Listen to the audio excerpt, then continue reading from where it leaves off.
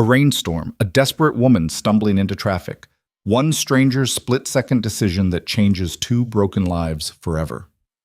Tonight, you'll hear how a single act of courage didn't just save a life. It built a family from the wreckage of two shattered hearts. This is a story about second chances, survival, and the unexpected love that finds us when we've given up on everything else. Stay with me until the very end. Like this video and drop a comment telling me what city you're watching from so I can see how far this story travels. Liam Carter had learned long ago that life didn't owe him anything. Not fairness, not ease, and sure as hell not happiness. He gripped the steering wheel a little tighter as the rain hammered down on the windshield, the wipers struggling to keep up with the deluge. The night was black and angry, the kind of storm that made the whole world feel smaller, meaner.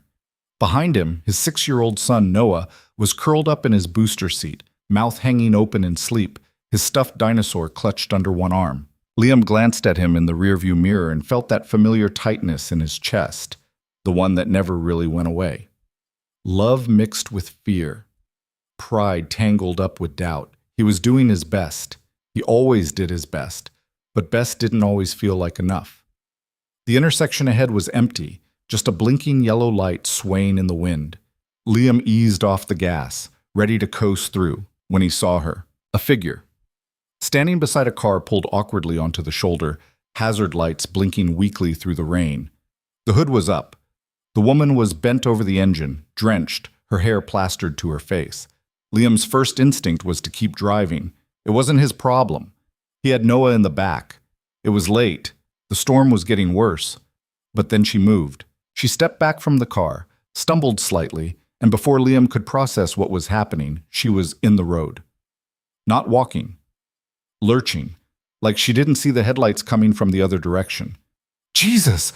Liam's foot slammed the brake. His truck skidded sideways on the slick asphalt, tires screaming. He threw the door open before he'd even come to a full stop, rain slapping him in the face as he bolted toward her. The other truck, was barreling down the road, headlights cutting through the storm like twin blades. The driver didn't see her, couldn't see her. Liam didn't think, he just ran. He caught her around the waist and yanked her backward, both of them crashing onto the wet pavement as the truck roared past, so close he felt the rush of air against his back. The horn blared, long and furious, fading into the distance. For a moment, neither of them moved. Liam could hear his own heartbeat pounding in his ears, louder than the rain. Beneath him, the woman was trembling. No, shaking. Hard. "Hey," he said, his voice rough. "Hey, you okay?" She didn't answer, just stared up at the sky, rain streaming down her face, her breath coming in short, ragged gasps. Liam pulled himself up onto his knees, then carefully helped her sit. She didn't resist, but she didn't seem fully present either. Her eyes were unfocused, distant. Her clothes were soaked through. A blazer, slacks, heels that had no business being out in weather like this. "I need to get you out of the road," Liam said. "Can you stand?" She nodded, barely, and let him pull her to her feet. She swayed, and he kept a hand on her elbow as they moved toward the shoulder. Her car was still there, engine cold, hood up like a broken wing. "You hurt?" Liam asked, scanning her for blood, bruises, anything obvious. "No." Her voice was thin, barely audible over the storm. "I'm fine." She wasn't fine, not even close. Liam glanced back at his truck, where Noah was still asleep, oblivious. He should have walked away then. Should have called someone, made sure she was safe, and gotten his kid home. But something in her face stopped him. The blankness, the exhaustion, the way she looked like she'd been holding herself together for so long that she'd forgotten how to let go. "You can't stay out here," he said. "Let me give you a ride." "I don't need—" "You just walked into traffic." His tone was firmer than he meant it to be, but he didn't soften it. "You need help." She looked at him then, really looked at him, and for a second he thought she might argue.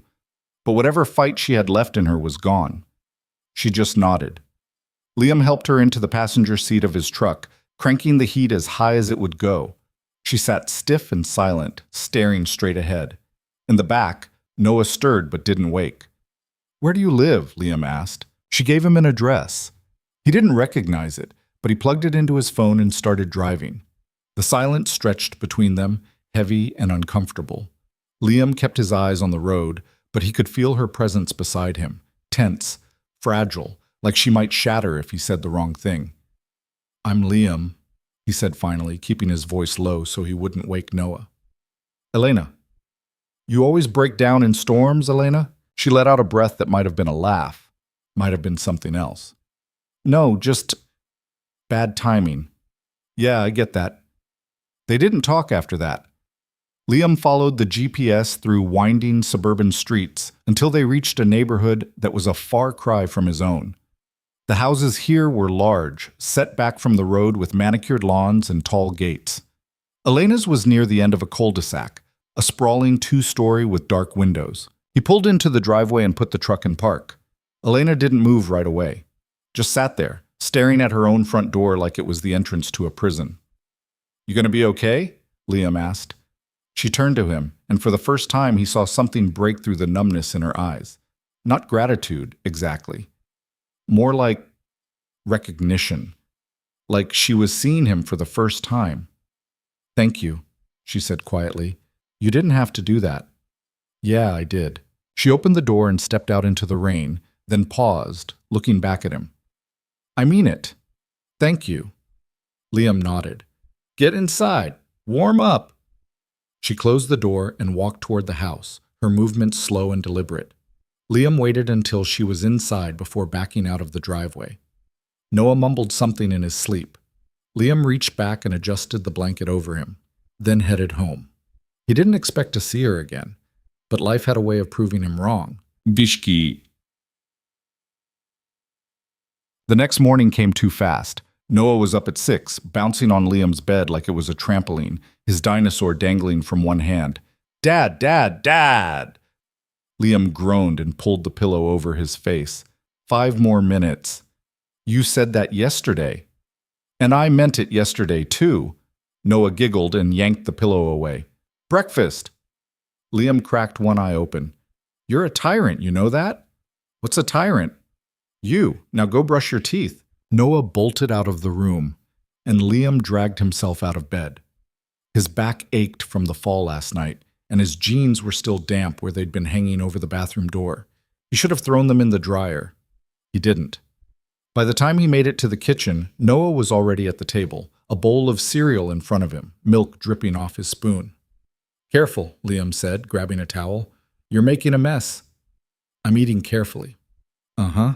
Liam poured himself the cup of coffee, black, strong, terrible, and leaned against the counter. The kitchen was small, outdated, the kind of place that had seen better days and wasn't shy about it.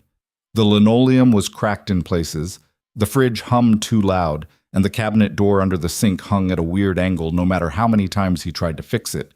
But it was theirs. That counted for something. His phone buzzed on the counter. A text from his boss. "Need you in early," Martinez called out. Liam swore under his breath. That meant another 10-hour shift at the auto shop, grease under his nails, his back screaming by the end of the day. Martinez always called out on Thursdays. Always. It was like clockwork. And every time, Liam picked up the slack because he couldn't afford not to. "Hey, bud," he said, ruffling Noah's hair. "You're going to Aunt Jess's today, okay?" Noah's face fell. "But you said—" "I know. I'm sorry. I'll make it up to you this weekend. Promise." Noah didn't argue. He never did. He just went back to his cereal, quieter now. And that somehow was worse than if he'd complained. Liam finished his coffee in silence, guilt sitting heavy in his stomach. He'd promised Noah they'd go to the aquarium this week. He'd been talking about it for days, excited about seeing the sharks and the jellyfish. Now Liam was breaking that promise. Again, he crouched down beside Noah's chair. "Hey, look at me." Noah looked up, his eyes big and sad. "I know I keep doing this," Liam said, "and I know it sucks. But I'm trying, okay? I'm doing everything I can to make things good for us." "I know, Dad. You're the best kid in the world. You know that?" Noah smiled a little. "Yeah." Liam kissed the top of his head. "Finish your breakfast. We got to get you to Aunt Jess's before I'm late." The shop was a mess when Liam got there. 3 cars waiting, 2 mechanics short, and the phone ringing off the hook. His boss, Frank, was behind the counter, looking harried and annoyed. About time, Frank said when Liam walked in. I'm early. Not early enough. We got backed up yesterday and now everyone's pissed. Liam didn't bother responding, just grabbed his toolbox and got to work. The first car was an old Honda with a shot transmission.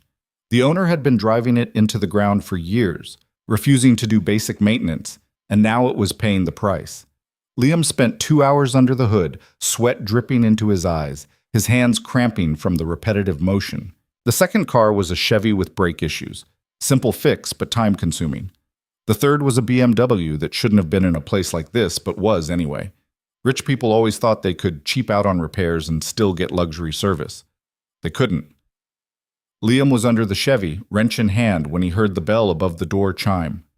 Be with you in a second, he called out, not looking up. Take your time. He froze. That voice. Liam rolled out from under the car, wiping his hands on a rag, and found Elena Brooks standing in the doorway. She looked different in daylight, sharper, put together. Her hair was pulled back in a sleek ponytail, her clothes clean and pressed. Dark jeans, a cream-colored blouse, a jacket that probably cost more than his rent. But there was something in her eyes, something uncertain, that hadn't been there last night. Elena, he said, standing up, what are you doing here? I wanted to thank you, properly. Liam glanced around. The shop was loud, chaotic. Frank was watching from behind the counter, clearly curious. The other mechanic, Danny, had stopped what he was doing to stare. Not exactly the place for a conversation. You didn't have to come all the way out here for that, Liam said. I know. She hesitated, then stepped closer. But I did anyway. He studied her for a moment, trying to figure out what she wanted. Gratitude? Closure? Something else? You good? He asked. After last night? I'm fine. You sure? Because you didn't look fine. Her jaw tightened. I said I'm fine. Liam shrugged. Okay. Well, you're welcome. She didn't leave, just stood there, arms crossed, like she was working up the nerve to say something else. What? Liam asked. I need to know why. Why what? Why you stopped. Why you helped me. Liam stared at her. You serious? Yes. You were in the middle of the road. A truck was coming. What was I supposed to do? Most people would have kept driving. Then most people are assholes. She let out a short, bitter laugh. Yeah, they are. Liam tossed the rag onto the workbench and leaned against the car. Look, I don't know what you're looking for here, but I'm not some hero. I just did what anyone decent would do. That's the problem, Elena said quietly. Not everyone is decent. Liam didn't know how to respond to that. So he didn't. Elena shifted, glancing around the shop like she was seeing it for the first time. The concrete floor was stained with oil. Tools hung on pegboards that had been there since the 80s. A calendar from 3 years ago was still tacked to the wall. It wasn't much, but it was honest work. This is where you work? She asked. Yeah, glamorous, right? It's honest work. It pays the bills, barely. She looked at him again, and this time there was something softer in her expression. You have a kid. Yeah, Noah. He was in the back last night. I didn't realize. He sleeps like a rock, could probably sleep through a hurricane. Elena smiled, small, brief, but real. He's lucky to have you. I'm the one who's lucky. She didn't argue, just nodded, like she understood something he hadn't said out loud. Well, she said after a moment, I should let you get back to work. Yeah. She turned to leave, then paused at the door. If you ever need anything, I won't. But if you do... Elena. Liam met her eyes. I'm good, really. She nodded slowly. Okay. And then she was gone. Liam stood there for a long moment, staring at the empty doorway. Frank came over, eyebrows raised. Who the hell was that? Frank asked. Nobody. Didn't look like nobody? She's just someone I helped out last night. Frank grinned. She's way out of your league, man. Yeah, I know. Liam got back under the Chevy, but his mind wasn't on the brakes anymore. It was on the look in Elena's eyes. The way she'd asked him why. Like she genuinely couldn't understand why someone would help her. That bothered him more than he wanted to admit. 3 days later, Elena showed up again. This time, it wasn't at the shop. It was at the park where Liam had taken Noah after work, a small patch of grass and rusted swings near their apartment complex. The playground equipment was old, the paint chipped and faded, but Noah loved it. He was on the monkey bars now, laughing as he tried to reach the next rung, his tongue sticking out in concentration. Liam was sitting on our bench, half watching Noah, half thinking about the bills piling up on his kitchen table. Rent was due in a week. The car needed new tires. Noah's shoes were getting too small again. He didn't notice Elena until she was standing right in front of him. "Hey," she said. Liam looked up, startled. "Elena, what are you doing here?" "I live near here. I saw you and thought I'd say hi." "Uh-huh. I'm serious." Liam didn't buy it, but he didn't call her out either. "Okay, hi. Hi." They stood in awkward silence for a moment, watching Noah play. He'd made it across the monkey bars and was now trying to go backward, his little face scrunched up in determination. "He's a good kid," Elena said. "Yeah, he is." "How old?" 6. "Just turned 6 last month." "That's a good age." Liam glanced at her. "You have kids?" Her face changed, just for a second. Something dark and painful flashed across it before she smoothed it away. "I did. I do. A daughter. She's 8. She around?" Elena's throat worked. "No, not right now." Liam didn't push. He could hear the weight in her voice, the kind that didn't need questions. He knew what it was like to carry something heavy and not want to talk about it. "I'm sorry," he said. "It's not your fault." Still, Elena looked away, blinking hard. Liam watched Noah climb to the top of the slide, then hesitate, looking back to make sure his dad was watching. "Go ahead, bud," Liam called out. "I'm watching." Noah grinned and went down the slide, arms in the air like he was on a roller coaster. "He trusts you," Elena said quietly. "Yeah, he does." "That's rare." "What is?" "Trust like that. Uncomplicated, simple." Liam looked at her. "Nothing about being a parent is simple." "No, but the way he looks at you is." Liam didn't know what to say to that, so he just watched his son play, feeling the weight of Elena's words settle over him. "I should go," Elena said suddenly. "You just got here." "I know, but She stopped herself, then forced a smile. "I'll see you around." She walked away before Liam could say anything else. He watched her go, that tightness in his chest back again. Noah ran up, breathless and sweaty. "Who was that?" "A friend," Liam said, though he wasn't sure that was true. "She looked sad." "Yeah, bud, she did." Noah frowned, his little face serious. "Are you going to make her happy?" Liam ruffled his hair. "I don't know if I can." "You should try. You're good at making people happy." "Am I?" "Yeah, you make me happy all the time." Out of the mouths of kids. Liam pulled Noah into a hug, holding him tight. "Come on, let's go home. I'll make us spaghetti. Can I have garlic bread?" "Always." "Us. Elena came back a week later, and then again, and again. Each time she had a reason. A thank you coffee that she left on the hood of his truck. A question about her car that she could have easily Googled. A coincidence at the grocery store where they both happened to be shopping for cereal at the same time. Liam didn't call her out on it. He didn't know why she kept showing up, but he didn't hate it either. There was something about her that intrigued him. Not just her looks, though she was beautiful, that was obvious, but the way she carried herself, like she was holding something fragile inside and was terrified of dropping it. Slowly, carefully, they started talking. Not about the big stuff, just life. Work, Noah, the weather, small things that somehow felt bigger when they were shared. She told him she worked in marketing, high-level stuff, campaigns for big companies he'd heard of. She traveled a lot. Or she used to. Now she mostly worked from home, staring at a computer screen in a house that felt too big and too empty. He told her about the shop, about Frank's terrible jokes and Danny's worse work ethic, about the customers who tried to haggle on labor costs like he was running a flea market instead of a business. About how he'd been doing this for 10 years and still wasn't sure if he was good at it. "You are," Elena said one afternoon. They were sitting on the bench at the park again, Noah playing in the sandbox nearby. "Good at it, I mean." "How would you know?" "Because you care. That's more than most people can say about their jobs. Caring doesn't pay the rent. No, but it's worth something. Liam looked at her, surprised. You really believe that? I'm trying to.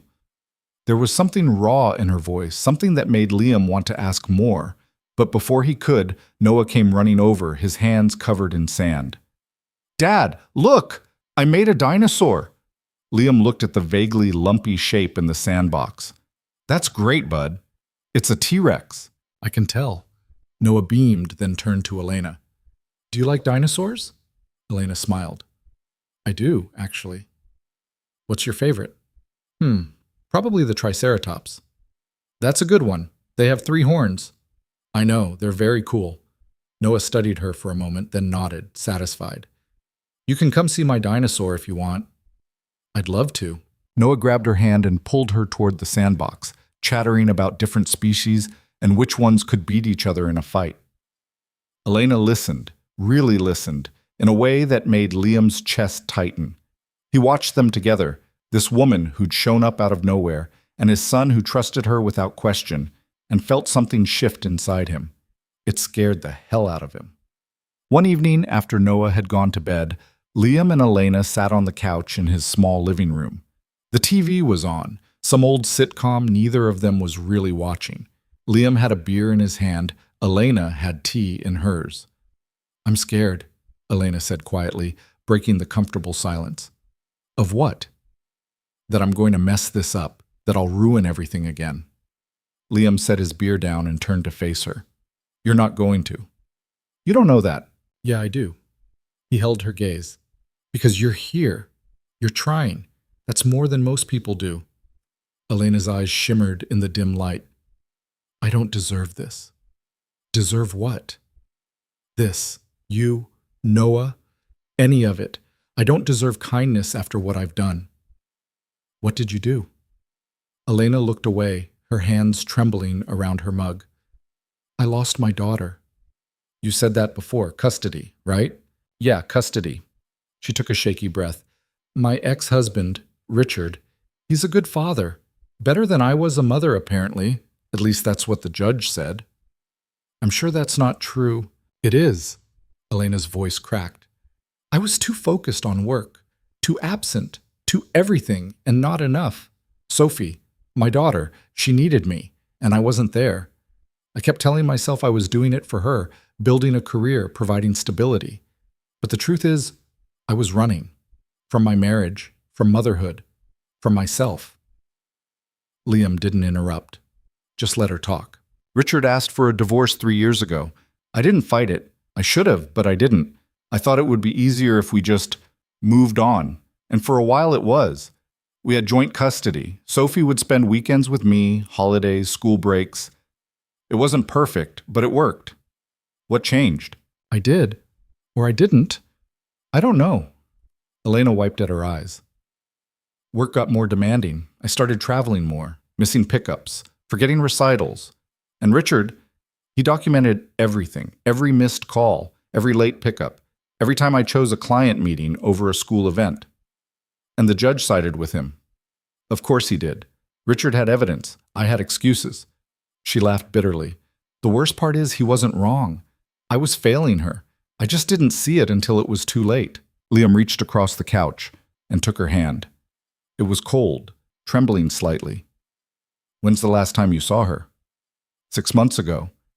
The judge said I need to prove I'm stable before I can have unsupervised visits. But how do you prove that? How do you show someone you've changed when they won't give you the chance?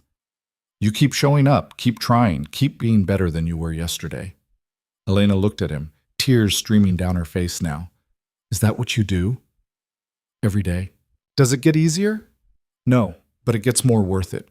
She squeezed his hand, holding on like it was the only thing keeping her grounded. And maybe, in that moment, it was. They sat like that for a long time, the TV still playing in the background, neither of them really watching, just being present, just being there.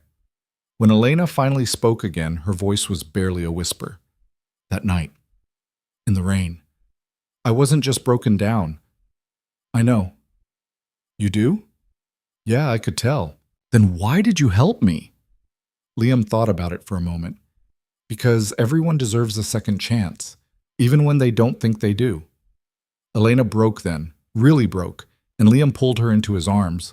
She cried into his chest, her whole body shaking, and he just held her, steady, unshaken, because that's what she needed. And for the first time in 6 months, Elena didn't feel completely alone. The weeks that followed weren't magical, they weren't perfect, but they were something. Elena started spending more time with Liam and Noah. She'd come to the park after work, still in her blouse and slacks, sitting on the bench while Noah played. She'd help with homework on the nights Liam worked late, patiently explaining multiplication tables and spelling words. She'd cook dinner sometimes, simple things like pasta and salad, and the three of them would sit around Liam's tiny kitchen table like they were a real family. Noah adored her. He'd tell her about dinosaurs and superheroes and the weird kid at school who ate glue, and Elena would listen, really listen, asking questions and laughing at his jokes in a way that made Noah feel important. One night, after dinner, Noah fell asleep on the couch, his head on Elena's lap. She ran her fingers through his hair, gentle and careful, and Liam watched from the kitchen doorway. "You're good with him," he said quietly. Elena looked up, smiling softly. "He's easy to be good with. Still, not everyone would do this." "Do what?" "Show up, care, stick around." Elena's smile faded a little. "I want to, I don't want to mess it up." "You won't." "You keep saying that." "Because it's true." She looked down at Noah, still sleeping peacefully. "I miss this. Being needed. Being part of something." "You are part of something." "Am I?" Liam crossed the room and sat down beside her.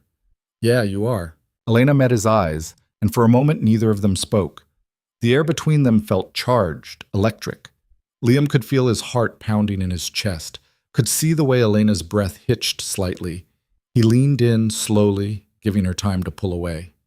She didn't. Their lips met, soft and tentative at first, then deeper. It was everything Liam didn't know he needed: warmth, connection, hope. When they finally pulled apart, Elena was smiling, her eyes bright with tears. "I don't want to leave," she whispered. "Then don't. It's not that simple." "Why not?" Elena looked away. "Because I have a life, a job, a house, responsibilities." "And what do you have here?" "I don't know. That's what scares me."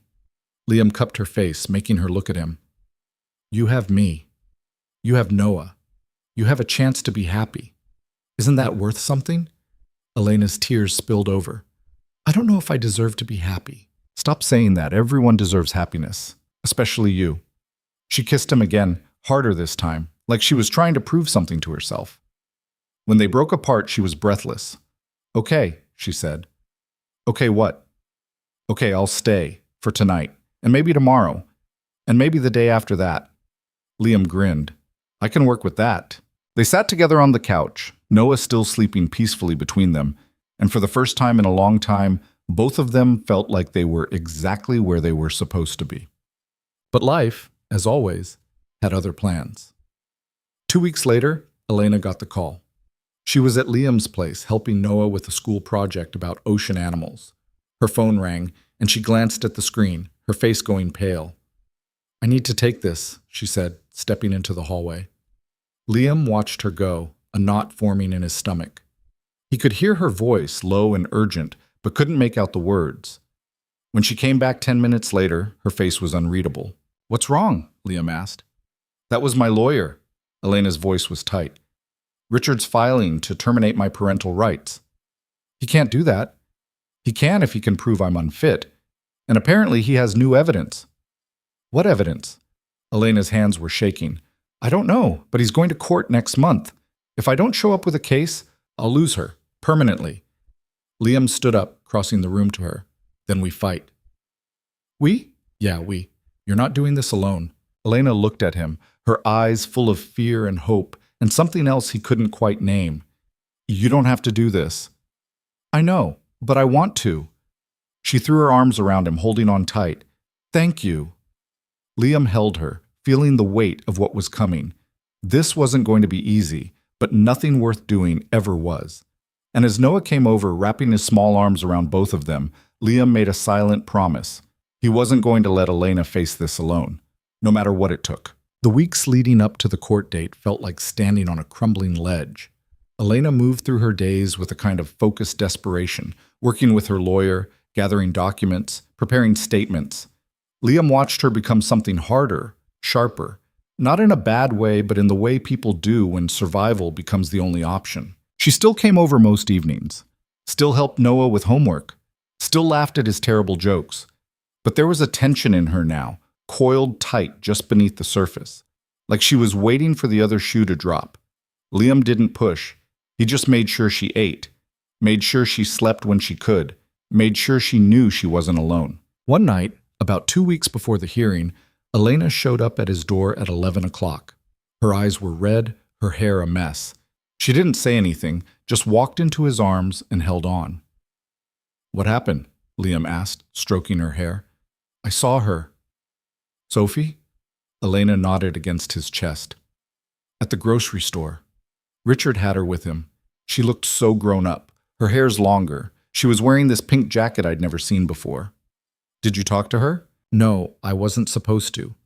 The custody order says no contact without supervision, but she saw me, just for a second, and she looked away, like she didn't even recognize me." Liam tightened his hold on her. "She's 8, Elena. She's confused. That doesn't mean she doesn't love you." "How do you know?" "Because kids don't forget their mothers. Trust me." Elena pulled back, searching his face. "What do you mean?" Liam hesitated. He didn't talk about this, ever. But Elena had been honest with him. The least he could do was return the favor. "Noah's mom," he said quietly. "She left when he was 2, just walked out one day and never came back. No note, no explanation, nothing." Elena's hand flew to her mouth. "Liam, it's fine. It was a long time ago." "It's not fine." "No, but it is what it is." Liam ran a hand through his hair. For a while, Noah would ask about her, where she was, when she was coming home, and I didn't know what to tell him. I couldn't say she was dead because that felt like a lie, but I couldn't tell him the truth either because how do you explain to a 2-year-old that his mom just didn't want to be his mom anymore? "What did you say?" I told him she was sick, that she needed to go away to get better, and eventually he stopped asking. Liam's voice cracked slightly, but every now and then I catch him looking at other kids with their moms at the park, and I can see it in his face. That question, why didn't she want me? Elena's tears were flowing freely now. "I'm so sorry." "Don't be. I'm telling you this because I want you to understand something. Sophie might be confused right now. She might not know how to process what's happening, but she doesn't hate you, and she won't forget you. Kids don't work that way." Elena wiped at her eyes. "How do you do it? How do you keep going when everything feels impossible?" "You just do, because the alternative is giving up. And I can't do that to him. He deserves better." "So does Sophie. Then fight for her. Show up. Be the mother you know you can be." Elena kissed him then, hard and desperate, like she was trying to pull strength from him. When they broke apart, she was breathing hard. "Stay tonight," Liam said. "Please. You don't need to be alone. Noah is asleep, and even if he wasn't, he'd want you here too." Elena nodded, exhausted. "Okay." They went to Liam's room, small, cramped, the bed barely big enough for 2, and lay down together. Elena curled into his side, her head on his chest, and within minutes, she was asleep. Liam stared at the ceiling, listening to her breathe, and felt the weight of what he was getting into settle over him. This wasn't simple. This wasn't easy. But when he looked at Elena, broken, fighting, refusing to give up, he knew he'd made the right choice. Whatever happened next, they'd face it together. The lawyer's name was Catherine Chen, and she was everything Elena wasn't: sharp, cold, efficient. She sat across from them in her office, a stack of folders on the desk between them, her expression unreadable. "Let me be clear," Catherine said, folding her hands. "This case is not going to be easy. Richard has documentation going back 3 years. Missed visitations, late pickups, emails where you explicitly chose work over your daughter. A judge already sided with him once. Convincing them to reverse that decision is going to require more than good intentions. Elena's jaw tightened. What do you need from me? Proof of stability? Proof of change? Proof that you're not the same person who lost custody 6 months ago. I'm not. Then we need to show that. Catherine flipped open one of the folders. You said you've been seeing someone. Liam Carter, single father, works at an auto shop. Liam shifted uncomfortably. That's me. Catherine's eyes flicked to him, assessing. How long have you been together? About 2 months, Elena said. And you're living together? No, but I spend most of my time at his place. Catherine made a note.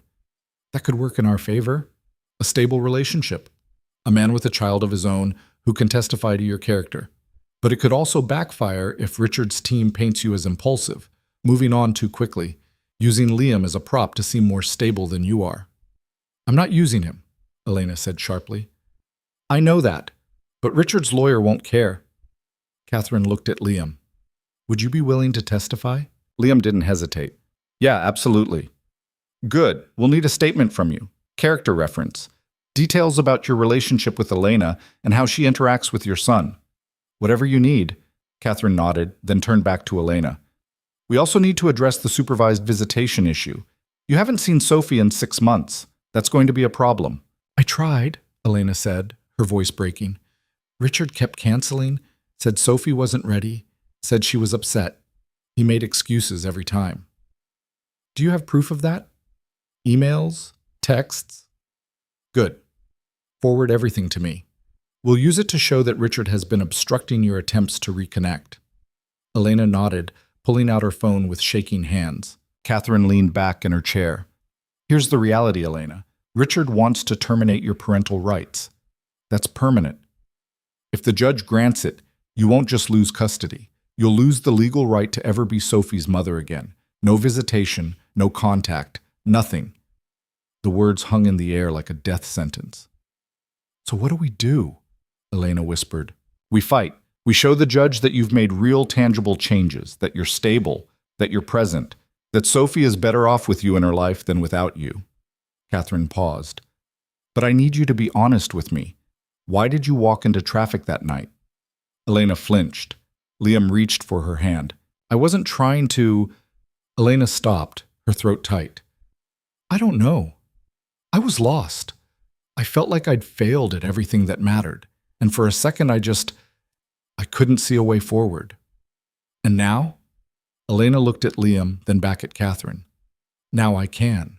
Catherine studied her for a long moment, then nodded. Okay, then that's the story we tell. You hit rock bottom, you found a reason to climb back up, and now you're fighting for your daughter. It's not perfect, but it's human. Judges respond to human. What are our chances? Liam asked. Catherine didn't sugarcoat it. 50-50. Maybe less. But stranger things have happened, Gus. The next few weeks were a blur. Elena threw herself into preparation, working with Catherine to build her case. She documented everything. Therapy sessions she'd started attending, the times she'd tried to reach out to Sophie, the life she was building with Liam and Noah. Liam helped however he could. He wrote his statement, detailing how Elena had become part of their lives, how Noah had started calling her Miss Elena, with the kind of affection kids reserve for people they genuinely love. He talked about the dinners they shared, the homework sessions, the quiet moments where Elena would read to Noah before bed. It wasn't a lie. It was the truth. Elena had become family, but as the court date drew closer, the cracks started to show. Elena snapped at Liam over small things, forgetting to pick up milk, leaving dishes in the sink, not understanding why she was so stressed. Liam didn't take it personally. He knew fear when he saw it, but it wore on both of them. One night, after a particularly tense dinner, Elena locked herself in the bathroom. Liam could hear her crying through the door. Elena, he said gently, knocking. Talk to me. I can't do this. Yes, you can. No, I can't. What if I lose? What if the judge says I'm not good enough? What if Sophie grows up hating me? She won't. You don't know that. Liam pressed his forehead against the door. You're right. I don't. But I know this. You're the strongest person I've ever met, and if you give up now, you'll regret it for the rest of your life. Silence. Then the lock clicked. The door opened. Elena stood there, her face blotchy and red, her eyes swollen. "I'm scared, Liam." "I know, but you're not alone." She collapsed into his arms and he held her while she cried. He didn't try to fix it, didn't try to make it better. Just let her feel it, because sometimes that's all you can do. The day before the hearing, Elena's ex-husband called. Liam was at work when it happened. Elena had stayed home going over her notes one more time when her phone rang. Richard's name flashed on the screen. She answered on the third ring. "Hello? Elena?" Richard's voice was calm, measured, the same voice that used to comfort her. Now it just made her sick. "What do you want, Richard?" "I want to talk. Off the record." "There's nothing to talk about." "I think there is," he paused. "Drop the fight. Let me have full custody. It's better for everyone." Elena's hand tightened around the phone. "Better for you, you mean?" "Better for Sophie. She's finally adjusting. She's happy. She doesn't need you coming back into her life and disrupting everything. She's my daughter. You gave up that right when you chose your career over her." Elena felt the familiar sting of guilt, sharp and painful. But this time, it didn't paralyze her. This time, it made her angry. "I made mistakes," she said, her voice steady. "I know that, but I'm not the same person I was 6 months ago, and I'm not giving up on her." "Then you're making a mistake. The judge isn't going to side with you. You know that." "Maybe, but at least I'll know I tried." Richard let out a frustrated sigh. "You're being selfish." "No, I'm being a mother. There's a difference." She hung up before he could respond. Her hands were shaking. Her heart was pounding.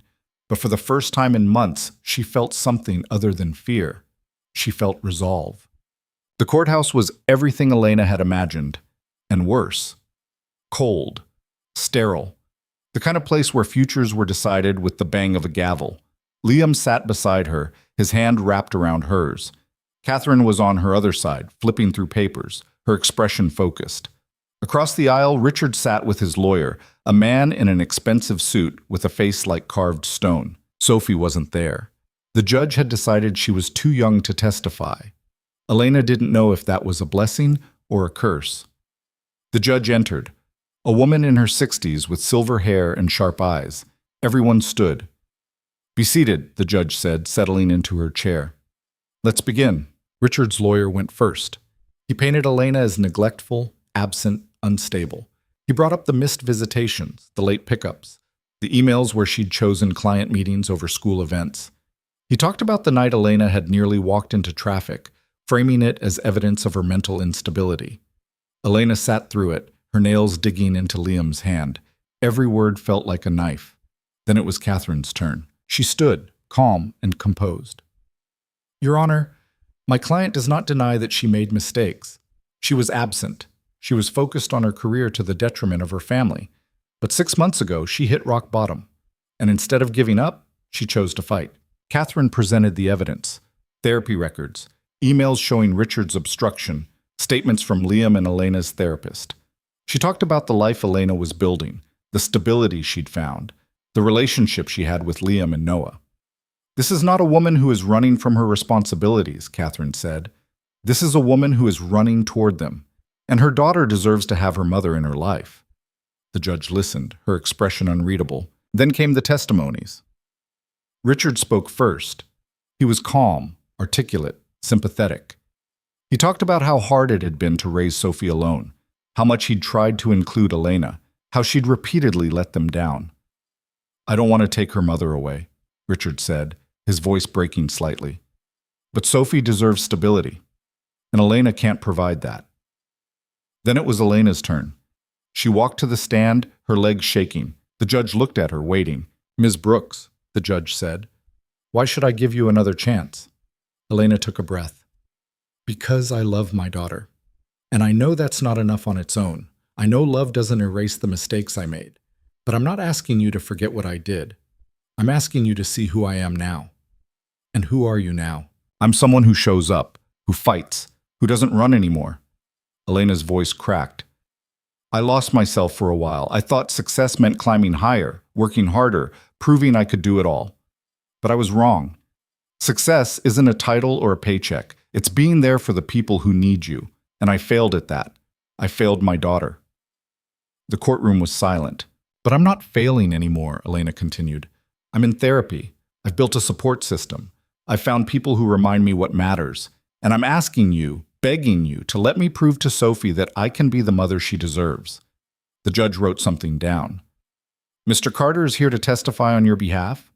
Yes, Your Honor. Call him to the stand. Liam stood, his heart pounding. He'd never been in a courtroom before, never imagined he'd be here fighting for someone else's family. But as he walked to the stand, he knew there was nowhere else he'd rather be. The lawyer asked him questions. How long had he known Elena? What was their relationship like? How did she interact with his son? Liam answered honestly.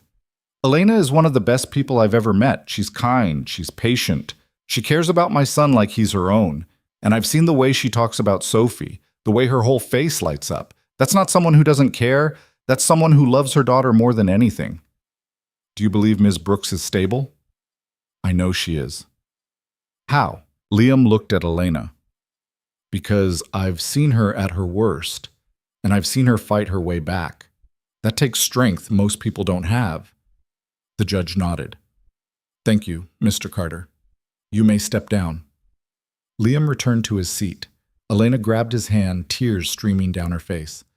Thank you, she whispered. Always. The judge took a recess to deliberate. 30 minutes that felt like 30 hours. Elena paced the hallway, unable to sit still. Liam stayed close, a steady presence.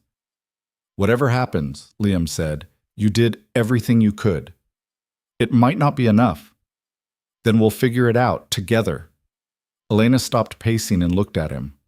Why are you doing this? You barely know me. You have your own life, your own kid. Why are you putting yourself through this? Liam stepped closer. Because you're worth it, and because Noah deserves to see what it looks like when someone doesn't give up on the people they love. Elena kissed him, hard and desperate, pouring everything she couldn't say into that moment. When they pulled apart, Catherine was standing in the doorway. They're ready. The courtroom felt smaller now, colder. Elena sat down, her heart in her throat. The judge looked at her. Ms. Brooks, I've reviewed the evidence, and I've listened to the testimonies. What you did, walking away from your daughter, was wrong. But I also see that you've made genuine efforts to change. Elena held her breath. However, the judge continued, I cannot, in good conscience, reverse the custody decision at this time. Mr. Brooks has provided a stable environment for Sophie, and disrupting that now would not be in her best interest. Elena felt the world tilt. But, the judge said, I am not terminating your parental rights. Instead, I am ordering supervised visitation, once a week, 2 hours, with a court-appointed supervisor. If, after 6 months, you have demonstrated consistent presence and stability, we will revisit the custody arrangement. Elena's breath came out in a sob. It wasn't everything, but it was something. Thank you, she whispered. Thank you. The judge banged her gavel. Court adjourned. Oh. Outside, Elena collapsed into Liam's arms. She was crying, but this time it wasn't from despair.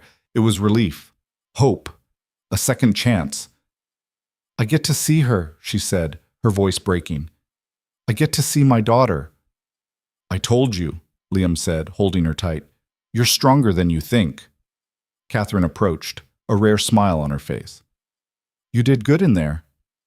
We did good, Elena corrected, looking at Liam. He grinned. Yeah, we did. As they walked to the car, Elena felt something shift inside her. The fight wasn't over. She still had 6 months to prove herself. But for the first time in a long time, she believed she could. And that made all the difference. The first supervised visit was scheduled for the following Saturday at 10 in the morning. Elena barely slept the night before. She lay awake in Liam's bed, staring at the ceiling, running through 1,000 different scenarios in her head. What if Sophie refused to see her? What if she cried? What if she asked why Elena had been gone for so long, and Elena didn't have a good enough answer? Liam stirred beside her, pulling her closer. Stop thinking so loud. I can't help it. She's going to be happy to see you. You don't know that. Yeah, I do. He kissed her temple. Because she's your kid, and kids always want their parents even when they're mad at them. Elena turned to face him in the darkness. What if I mess this up? You won't. But what if I do? Liam propped himself up on one elbow.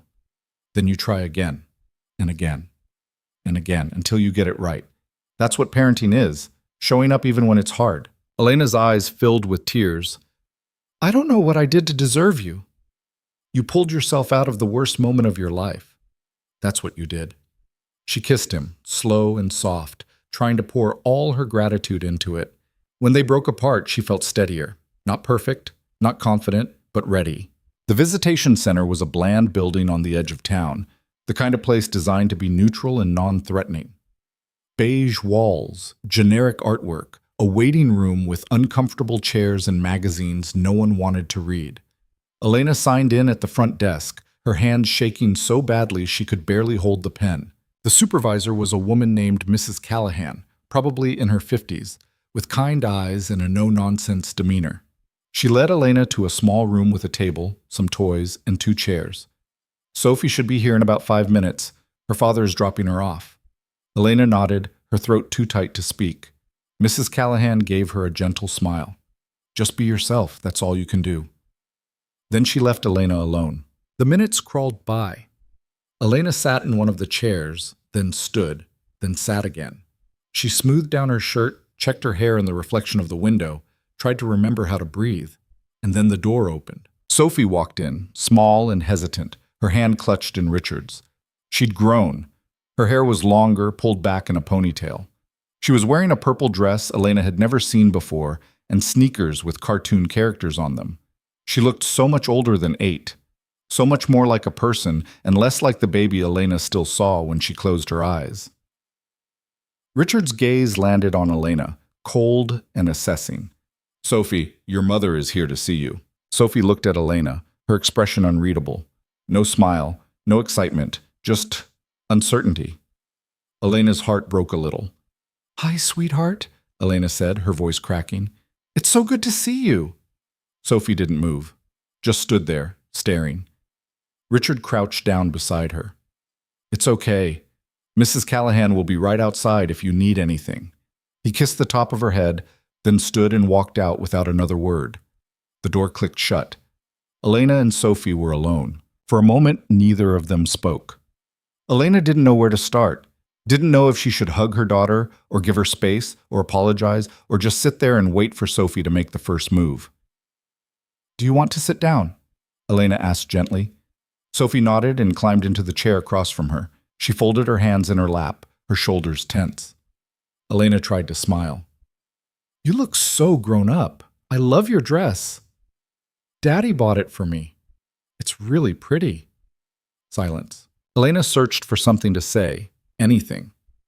How's school? Do you like your teacher? She's okay. What's her name? Mrs. Peterson. That's a nice name. More silence. This was excruciating. Elena could feel the distance between them, vast and unbridgeable. She wanted to reach across the table and pull Sophie into her arms, but she didn't know if she was allowed. Didn't know if Sophie would let her. Sophie, Elena said softly, I know this is weird, and I know you probably have a lot of questions, but I want you to know that I've missed you so much. Sophie's lip trembled. Then why did you leave? The question hit Elena like a punch to the gut. I didn't leave because I wanted to. I left because I made some really bad choices. And I hurt you. And I'm so sorry. Daddy says you were too busy for me. Elena's chest tightened. That's true, I was. But that doesn't mean I didn't love you. I've always loved you, Sophie. Every single day. Then why didn't you call? I tried. I wanted to. But your dad thought it would be better if we had some space. And I thought maybe he was right. Maybe you needed time without me around to mess things up. Sophie's eyes welled up. I thought you didn't want to be my mom anymore. Elena couldn't hold back anymore. She got up and moved to Sophie's side of the table, kneeling down so they were eye level. That's not true. I will always want to be your mom. Always. You're the most important thing in my entire life. I just forgot that for a while. But I remember now, and I'm going to do everything I can to prove it to you. Sophie looked at her, tears streaming down her face. I missed you. I missed you too, baby.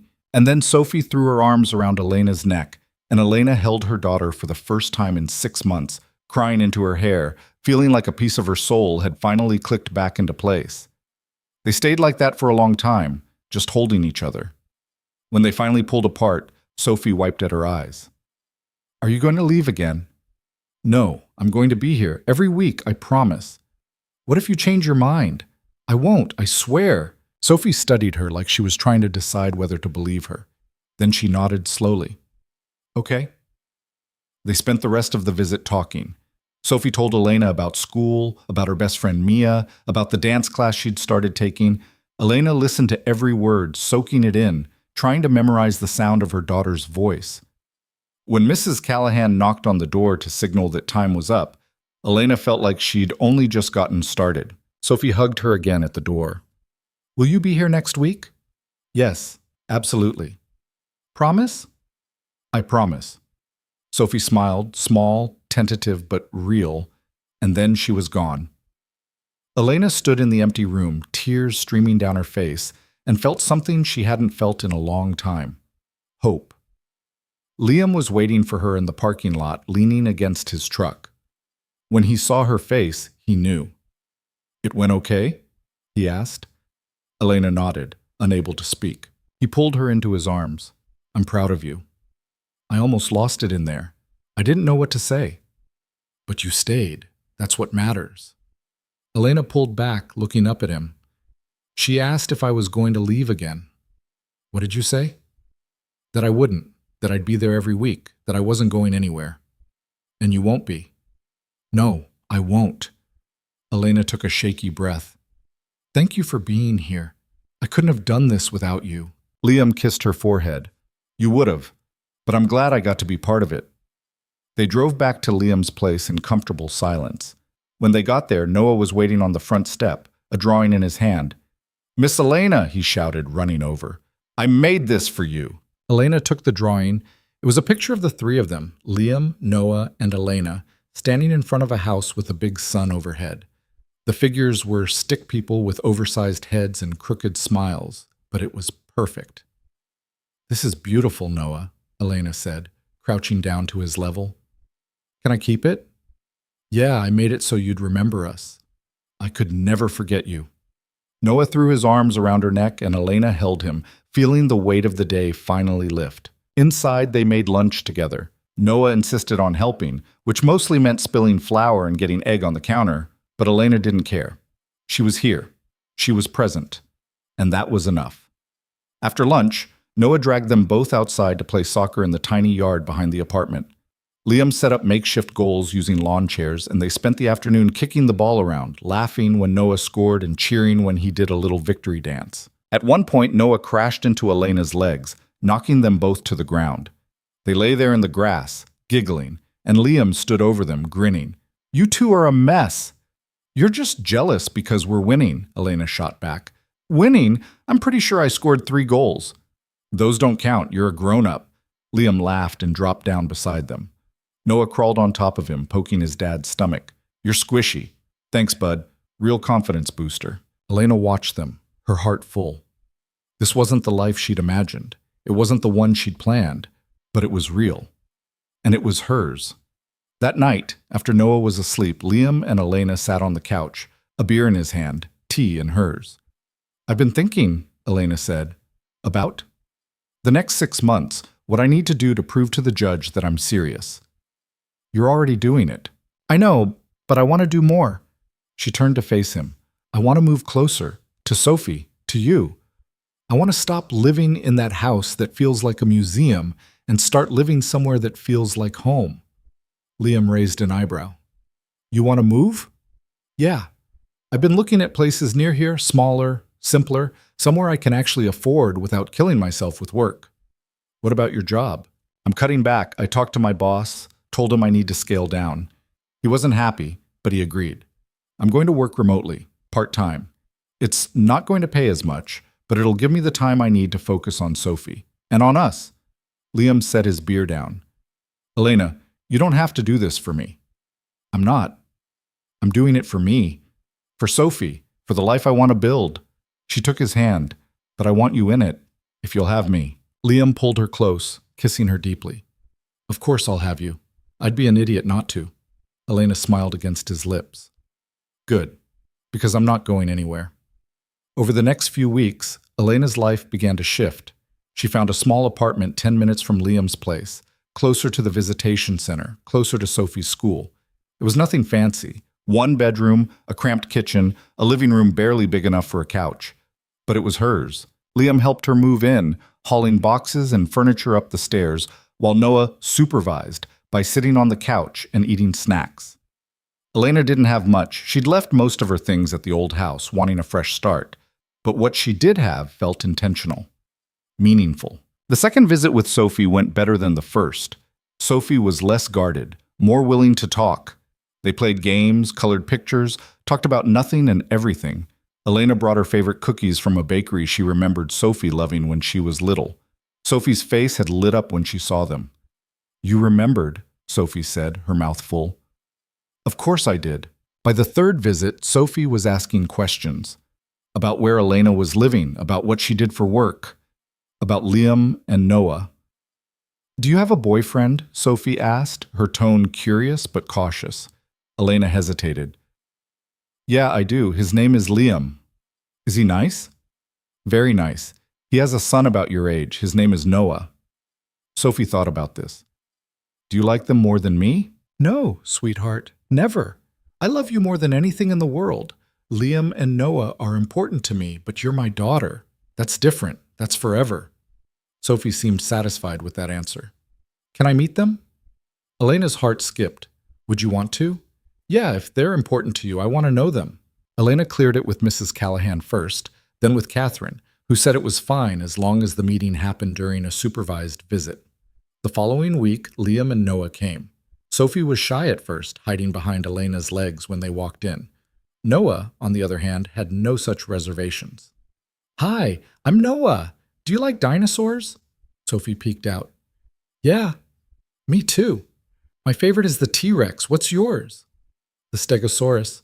"That's a good one. They have spikes on their tails." And just like that, the ice was broken. Noah and Sophie spent the next hour playing with toys, building a tower out of blocks, and arguing about which dinosaur would win in a fight. Elena and Liam sat off to the side, watching.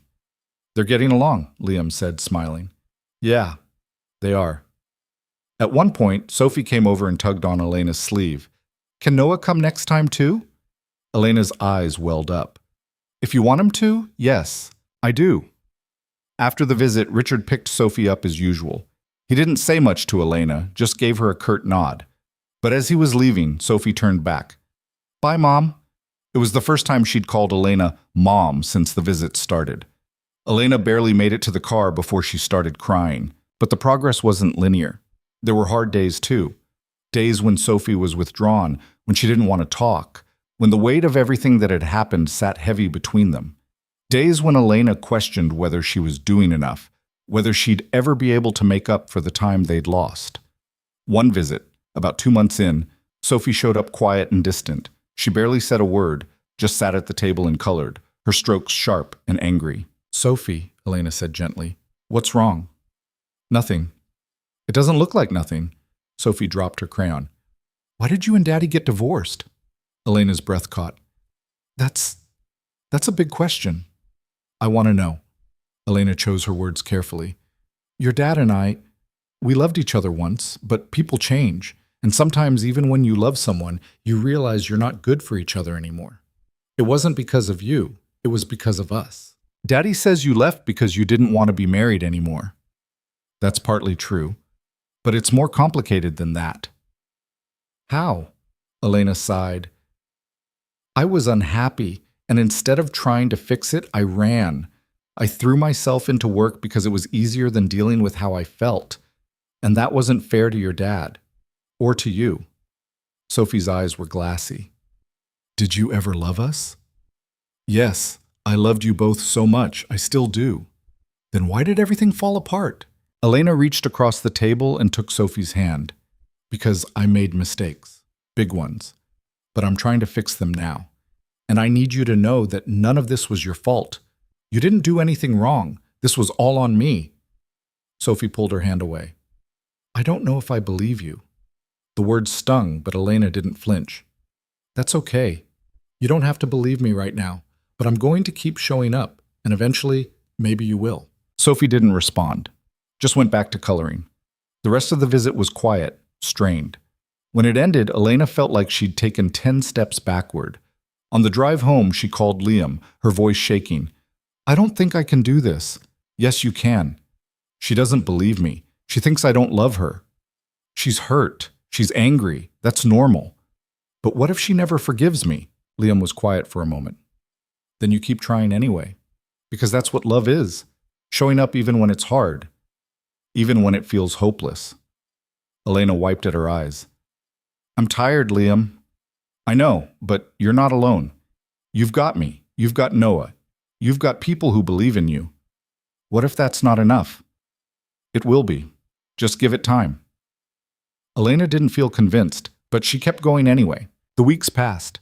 Spring turned to summer. The visits continued. Some were good, some were hard. But Elena showed up. Every single time.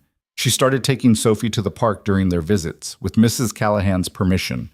They'd swing on the swings, race to the slide, sit on the grass, and watch clouds. Slowly, bit by bit, Sophie started to open up again. One afternoon, about 4 months into the visitation schedule, Sophie said something that stopped Elena in her tracks. I told Daddy I want to spend more time with you. Elena's heart lurched. You did? Yeah, I said I want to have sleepovers, like before. What did he say? Sophie shrugged. He said he'd think about it. Elena tried not to get her hopes up. But that night, Richard called. We need to talk, he said. Okay. Sophie's been asking about spending more time with you, and I've been thinking, maybe it's time to revisit the arrangement. Elena gripped the phone. What are you saying? I'm saying that if you can prove to the court that you're stable, I won't fight you on joint custody. Elena couldn't breathe. Are you serious? Yeah, but Elena, if you screw this up, if you hurt her again, I won't give you another chance. Understood? Understood. Good. My lawyer will be in touch. He hung up. Elena stood there, phone in hand, tears streaming down her face. She called Liam immediately. He's not going to fight it, she said, her voice breaking. Richard's not going to fight me on custody. Liam let out a whoop. Elena, that's incredible. I know, I can't believe it. You did it. You fought and you won. Elena laughed through her tears. We did it. That night, they celebrated. Liam cooked dinner. Noah made a banner that said, Congrats, Miss Elena, in crayon. And the three of them sat around the table, laughing and talking and feeling like a family. But in the back of Elena's mind, there was still a choice looming, because just as everything was falling into place, her boss called with an offer. A promotion. A huge one.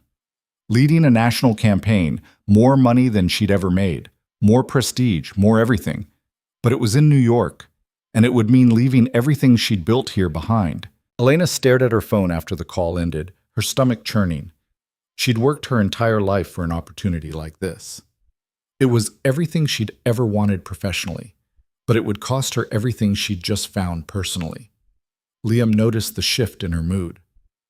What's wrong? Elena looked at him, her heart heavy. I need to tell you something. Liam set down his beer, his expression shifting from relaxed to concerned in an instant. What is it? Elena sat down across from him at the kitchen table, her hands folded tightly in her lap. My boss called today. They're offering me a promotion. That's good, right? It's in New York. The words hung in the air between them, heavy and suffocating. Liam's face didn't change, but Elena saw something flicker in his eyes, something that looked like hurt.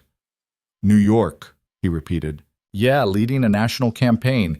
It's everything I've worked for. The kind of opportunity that doesn't come twice. Liam leaned back in his chair, processing. When would you have to leave? They want an answer by next week. If I say yes, I'd start in a month. A month? I know, it's fast. Liam rubbed his face with both hands. What do you want to do? I don't know. Elena's voice cracked. A year ago, I wouldn't have hesitated. I would have said yes immediately, but now you have Sophie, and you, and Noah, and a life here that actually means something. She looked at him, tears welling up. I don't want to go. I also don't know if I can turn this down. Liam was quiet for a long moment. When he finally spoke, his voice was carefully neutral. I can't tell you what to do, Elena. This is your decision. I want your opinion. My opinion doesn't matter here. Yes, it does. You matter. This matters. She gestured between them. What we have matters. Liam stood up, walking to the window. He stared out at the darkening street, his shoulders tense. You want my honest opinion? Yes. I think you should take it. Elena felt like she'd been slapped. What? You heard me. He turned to face her. This is what you've worked for your entire life. Walking away from it would be a mistake. But Sophie has her dad. She's doing well. You've built a relationship with her. That's not going to disappear. It will if I'm in New York. Then you'll fly back. You'll make it work. Elena stood up, anger flaring. Why are you doing this? Doing what? Pushing me away. Telling me to leave. I'm not pushing you away. I'm being realistic. No, you're being a coward. Liam's jaw tightened. Excuse me?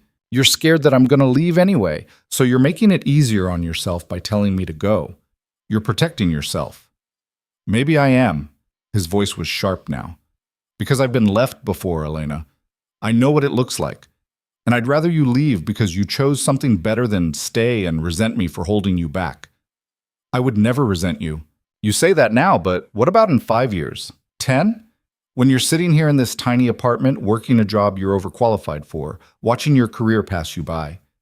Are you going to look at me and still say you don't regret it? Elena's tears were flowing freely now. You don't get to decide that for me. I'm not deciding anything. I'm just being honest. Liam's voice softened. I love you, Elena. I do. But I can't be the reason you give up on your dreams. You're not a reason to give up on anything. You're a reason to stay. Then stay. But don't do it for me. Do it because it's what you really want. Elena wiped at her eyes, frustration and heartbreak warring inside her. I don't know what I want. That's the problem. Liam crossed the room and pulled her into his arms. She resisted for a second, then collapsed against him, sobbing into his chest. I'm scared, she whispered. I'm scared that if I leave, I'll lose everything. But I'm also scared that if I stay, I'll always wonder what could have been.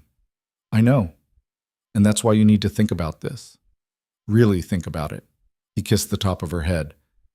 Whatever you decide, I'll support you. But you have to make the choice that's right for you. Not for me, not for Sophie, for you. That night, Elena barely slept. She lay awake, staring at the ceiling, her mind racing through every possible scenario. If she took the job, she could visit Sophie on weekends. She could fly back once a month, twice a month. It wasn't ideal, but people made long-distance relationships work all the time, and the money would be good. She could provide for Sophie in ways she never could here. Could set up a college fund. Could give her daughter the kind of life she deserved. But what about the life Sophie needed? What about being present? What about showing up week after week the way Elena had promised? What about Liam and Noah, who'd become just as important to her as anything else in her life? By morning, Elena was no closer to an answer. She called Catherine, hoping for some clarity. Catherine listened patiently, then said, This is a personal decision, Elena. Legally, you're allowed to move. Joint custody can be adjusted for long-distance arrangements, but I'll be honest with you. It's going to be harder, much harder. And Richard could use it against you if he decides to fight for full custody again.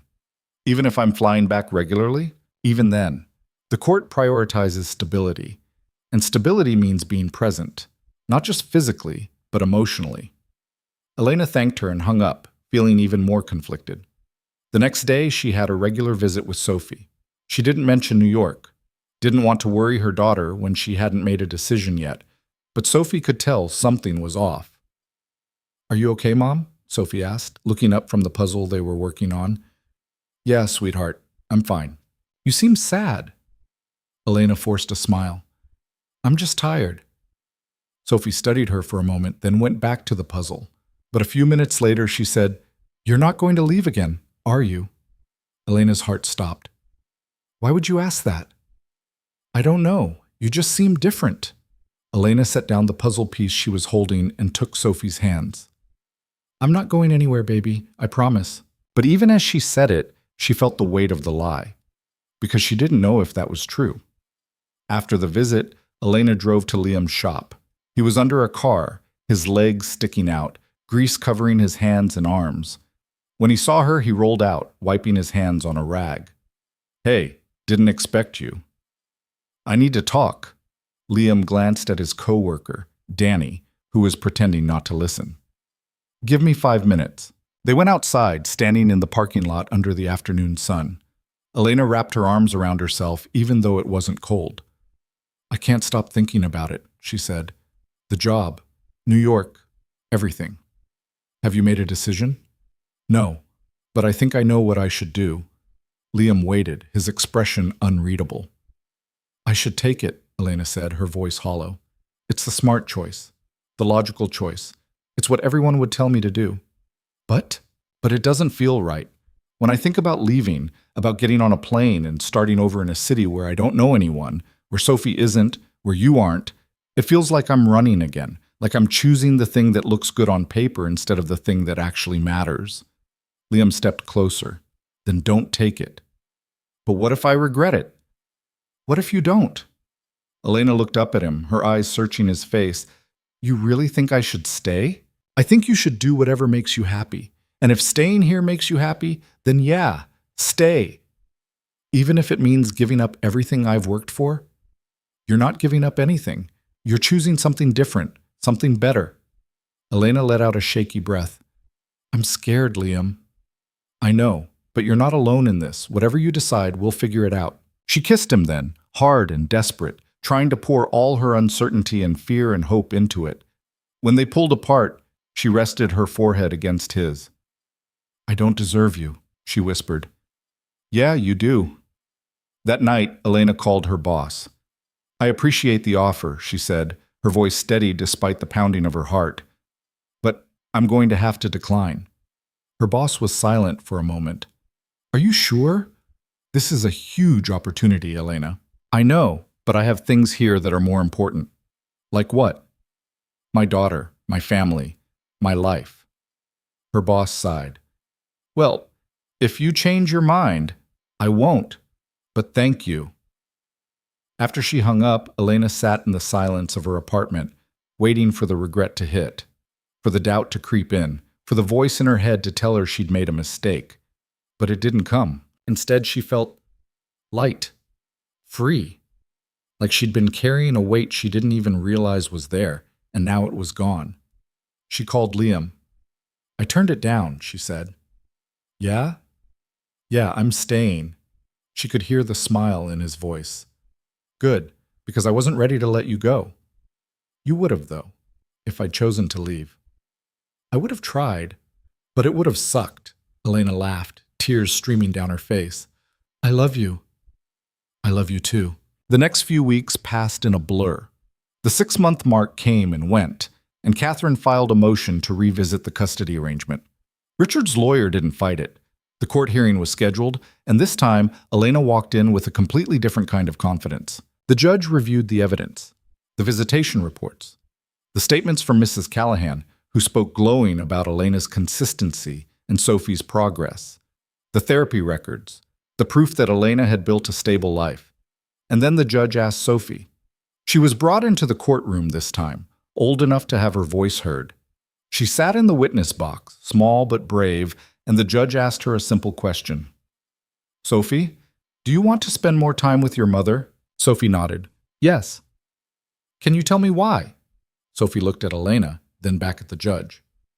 "Because she's my mom, and she's been showing up every week, even when I was mad at her. She didn't give up on me."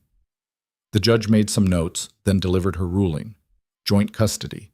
Week on, week off. Holidays split evenly. No more supervision required. Elena's knees nearly gave out. Liam, sitting behind her, gripped her shoulder to steady her. "Thank you," Elena whispered. "Thank you." Outside the courtroom, Sophie ran into Elena's arms. Elena held her, crying into her hair, overwhelmed by the weight of what they'd just won.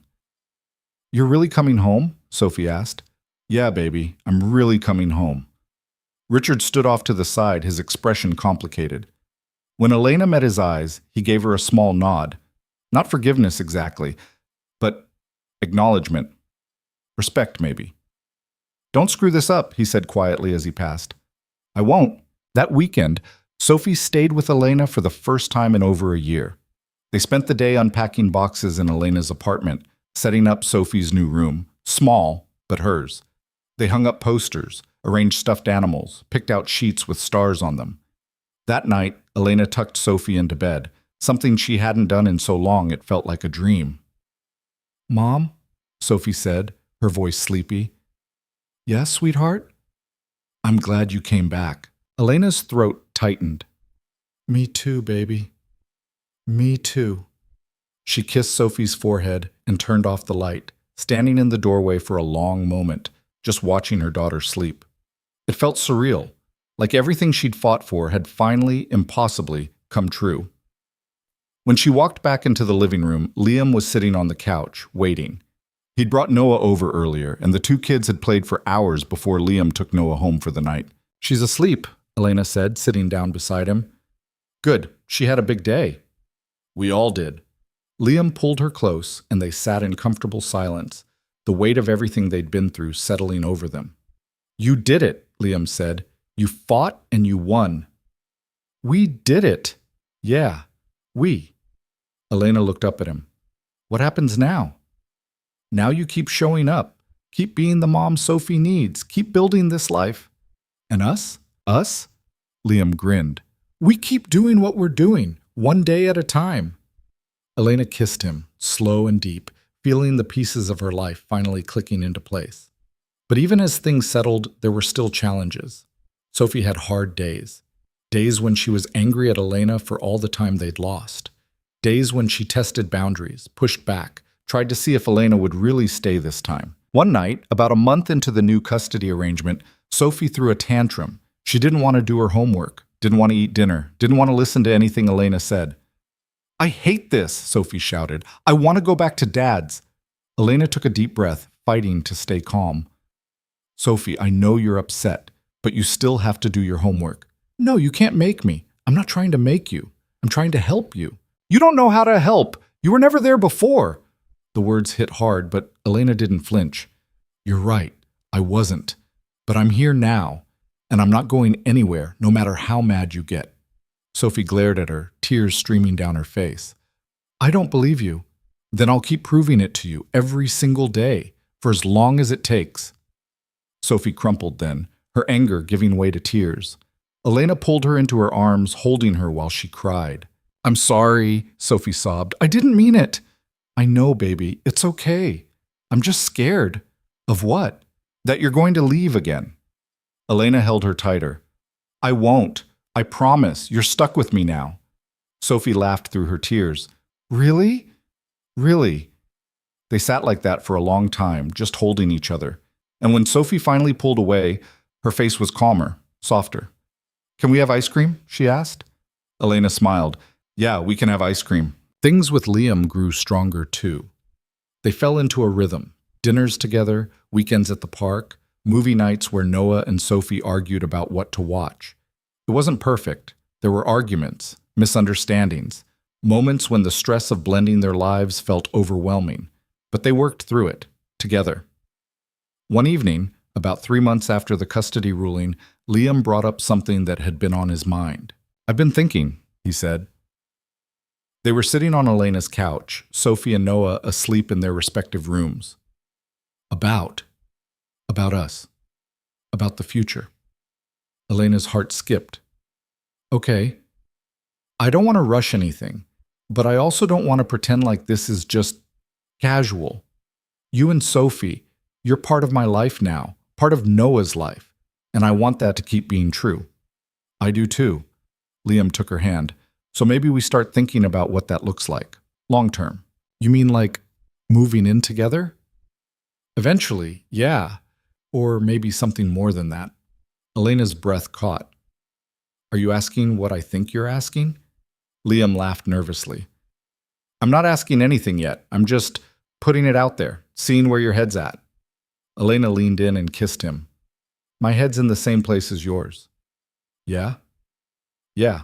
They didn't make any concrete plans that night, but the conversation planted a seed, a possibility, a future that felt real and tangible and worth fighting for. Over the next few months, life continued to unfold. Sophie thrived. She did well in school, made new friends, started to laugh more easily. The anger and hurt that had defined her for so long began to fade, replaced by something lighter. Noah and Sophie became inseparable. They fought, of course, over toys, over screen time, over who got to pick the movie, but they also looked out for each other in a way that made Elena's heart swell. One afternoon, she found them sitting together on the couch, whispering about something. When she asked what they were talking about, Noah looked at Sophie, then back at Elena. "We were just saying that we're glad you and my dad are together," Noah said. "Yeah," Sophie added, "but because now we're like a real family." Elena's eyes welled up. "You are a real family. You always have been." But as everything began to settle, one final challenge emerged. Richard called Elena one evening, his voice tense. "We need to talk." "About what?" "I'm getting remarried." Elena froze. "Oh, congratulations."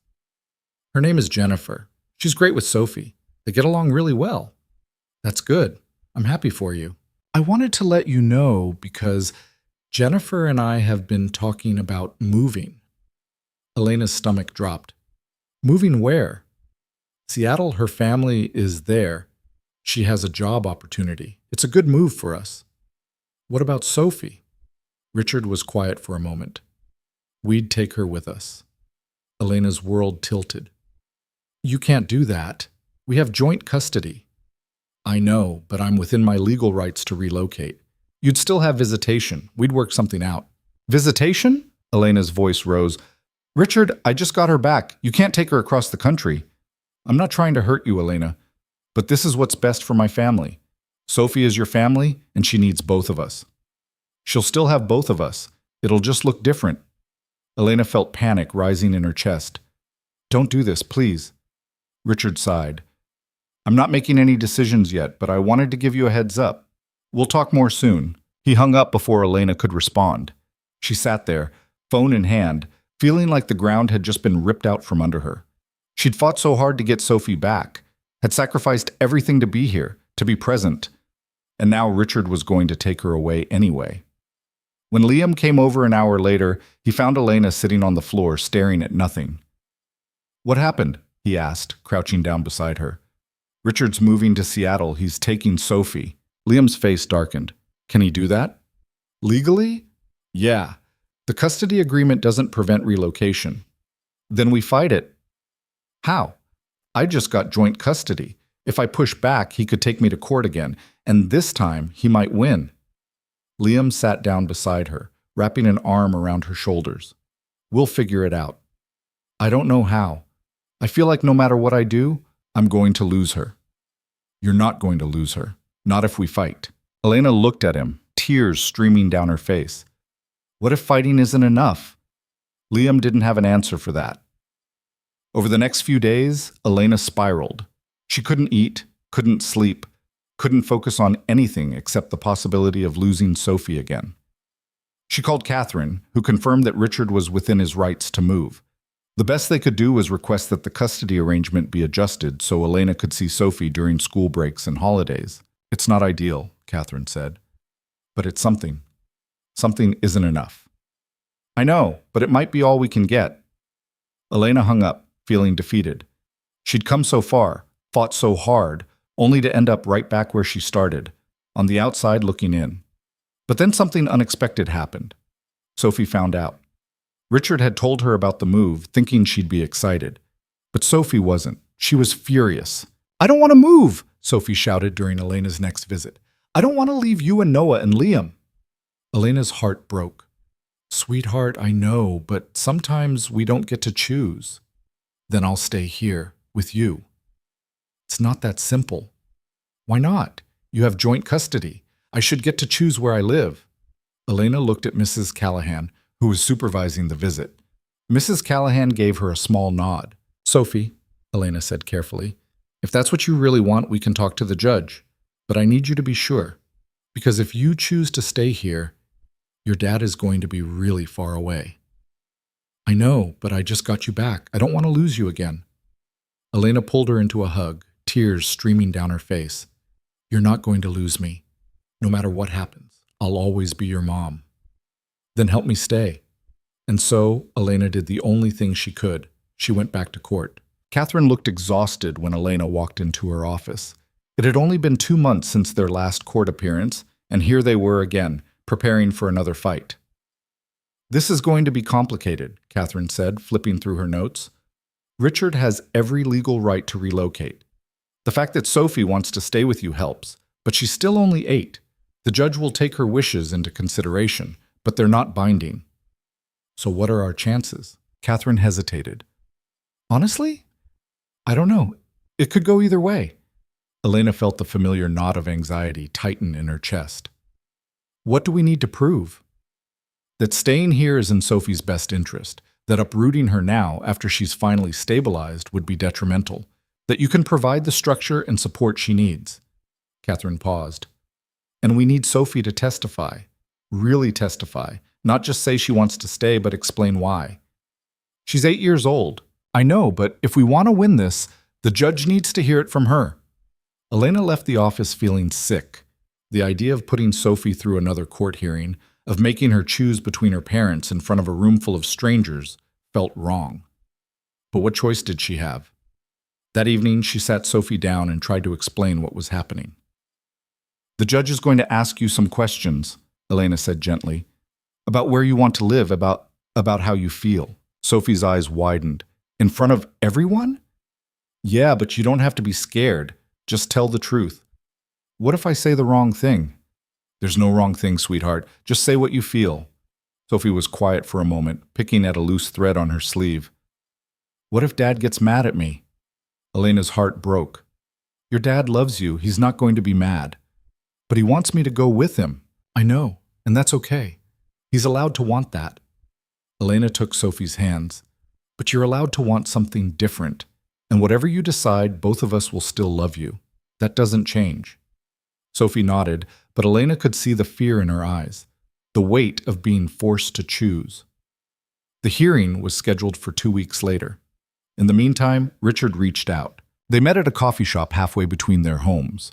Richard looked different, older maybe, or just tired. He ordered a black coffee and sat down across from Elena, his expression guarded. "I didn't want it to come to this," he said. "Neither did I. Jennifer and I, we're trying to build a life, a good one, and Seattle is the right move for us."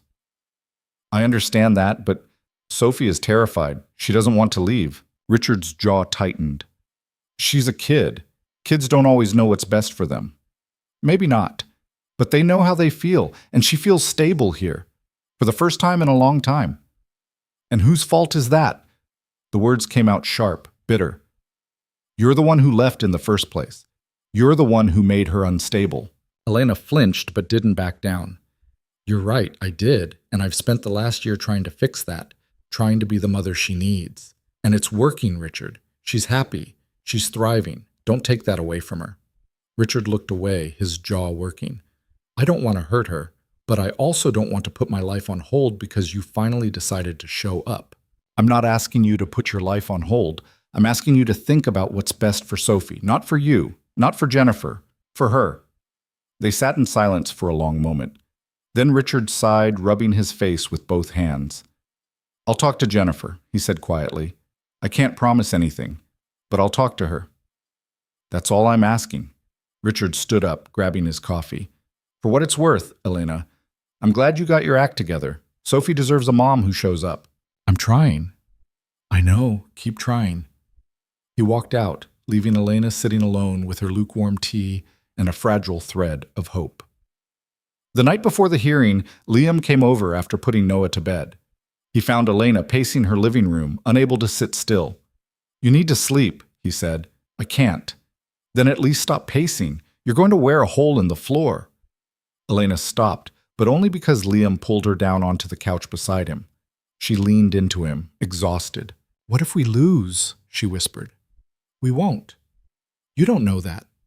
"No, but I know you, and I know you've done everything you possibly could. Whatever happens tomorrow, you can walk out of that courtroom knowing you fought for her." Elena closed her eyes. "That doesn't feel like enough." "It's more than a lot of people do." They sat like that for a while, just holding each other. Eventually, Elena fell asleep on his shoulder, too tired to keep her eyes open any longer. The courtroom was packed. Elena sat at the front with Catherine, her hands folded so tightly her knuckles were white. Across the aisle, Richard sat with his lawyer and Jennifer, a blonde woman in her 30s with a kind face and nervous eyes. The judge entered, the same woman who'd presided over the last hearing. She looked over her notes, then addressed both sides. We're here today to determine the primary custody arrangement for Sophie Brooks in light of Mr. Brooks's planned relocation to Seattle, Washington. Both parties have submitted briefs. I've reviewed them. Now I'd like to hear testimony. Richard's lawyer went first. He painted a picture of stability. Richard's steady job, his new relationship, the opportunities Seattle would provide. He talked about Sophie's adjustment, her relationship with Jennifer, the quality schools in the area. Mr. Brooks is not trying to cut Miss Brooks out of Sophie's life, the lawyer said. He's simply exercising his legal right to relocate. And Sophie will benefit from the stability and structure he can provide. Then it was Catherine's turn.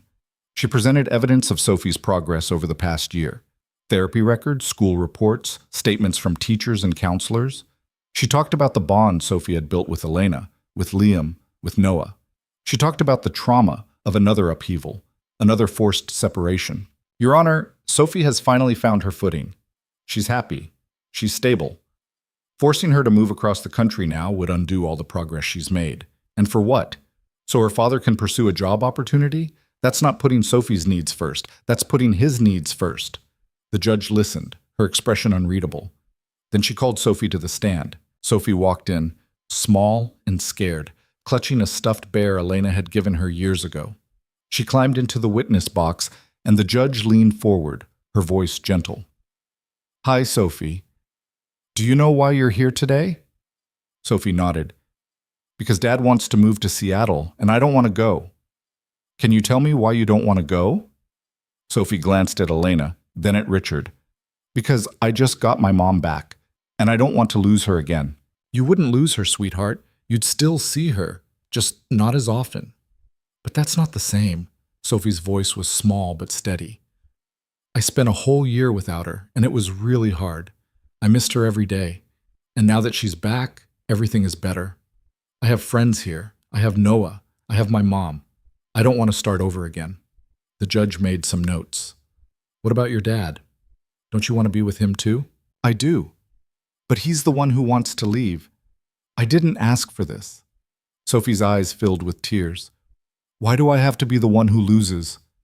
The courtroom was silent. Elena was crying, trying to keep quiet. Across the aisle, Richard looked stricken. The judge's expression softened. Sophie, I know this is hard, and I know it feels unfair, but sometimes adults have to make difficult choices. And those choices affect the people they love. Your dad isn't trying to hurt you. He's trying to build a good life for his family. But I'm his family too, Sophie said, her voice breaking. Why doesn't he want to stay with me? Richard stood up, ignoring his lawyer's protests. Sophie, the judge held up a hand. Mr. Brooks, sit down. Your Honor, please. I need to say something. The judge hesitated, then nodded. Make it quick. Richard crossed the courtroom and knelt down in front of Sophie's witness box, looking up at his daughter. I do want to stay with you, he said, his voice thick. I always want to stay with you, but I also thought Seattle would be good for us. For you. A fresh start. I don't want a fresh start. I want things to stay the way they are. Richard's eyes were glassy now. I know, and I'm sorry. I didn't realize how much this was hurting you. Sophie wiped at her eyes. So you'll stay? Richard looked at Jennifer, who was crying now too. Then he looked at the judge. Your Honor, I'd like to withdraw my relocation request. The courtroom erupted in whispers. The judge banged her gavel. Order, Mr. Brooks. Are you certain? Yes, I'm certain. Sophie's right. She didn't ask for any of this, and I'm not going to make her choose between her parents again. The judge looked at Jennifer. Ms. Lawson, do you have anything to say? Jennifer stood up, her voice shaky. I support Richard's decision. Sophie's happiness comes first. The judge nodded slowly, then looked at Sophie. How do you feel about that, Sophie? Sophie's face broke into a smile through her tears. Good. Really good. The judge banged her gavel. Then the relocation request is withdrawn. Joint custody remains in effect. This case is closed. Elena couldn't breathe, couldn't move. She just sat there, tears streaming down her face, as Sophie climbed out of the witness box and ran straight into Richard's arms. He held her, crying into her hair. "I'm sorry, baby. I'm so sorry." "It's okay, Daddy. I love you." "I love you too." Then Sophie pulled away and ran to Elena. Elena caught her, holding her so tight she thought they might both break. "We get to stay together," Sophie whispered. "Yeah, baby, we do." Outside the courtroom, Richard approached Elena.